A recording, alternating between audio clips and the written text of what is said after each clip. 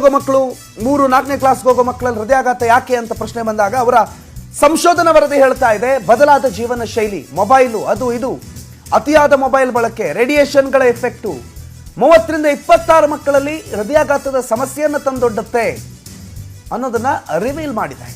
ಸಂಶೋಧನಾ ವರದಿಯಿಂದ ಸ್ಫೋಟಕ ವಿಚಾರ ಬೆಳಕಿಗೆ ಬಂದಿದೆ. 30 ಮಕ್ಕಳನ್ನು ಅಧ್ಯಯನಕ್ಕೆ ಒಳಪಡಿಸಿದ್ರು. ಈಗಲೇ ಎಚ್ಚೆತ್ಕೊಂಡು ನಿಮ್ಮ ಮಕ್ಕಳ ಜೀವನ ಶೈಲಿಯನ್ನ ನೀವು ಬದಲು ಮಾಡಿದ್ರೆ ಭವಿಷ್ಯದಲ್ಲಿ ಮಕ್ಕಳಿಗೆ ಸಮಸ್ಯೆ ಆಗೋದು ಕಡಿಮೆ ಆಗುತ್ತೆ.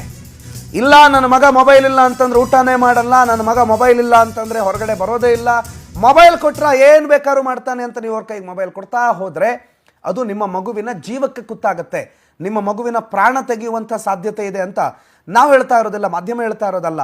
ಕಿಮ್ಸ್ನ ವೈದ್ಯಾಧಿಕಾರಿ ಒಬ್ಬರು ಪ್ರಸಿದ್ಧ ವೈದ್ಯರ ನೇತೃತ್ವದಲ್ಲಿ ನಡೆದಿರುವಂಥ ಸಂಶೋಧನೆ ಹೇಳ್ತಾ ಇರೋದು. 30 ಮಕ್ಕಳನ್ನು ಅವರು ಸಂಶೋಧನೆಗೆ ಒಳಪಡಿಸಿದ್ರು.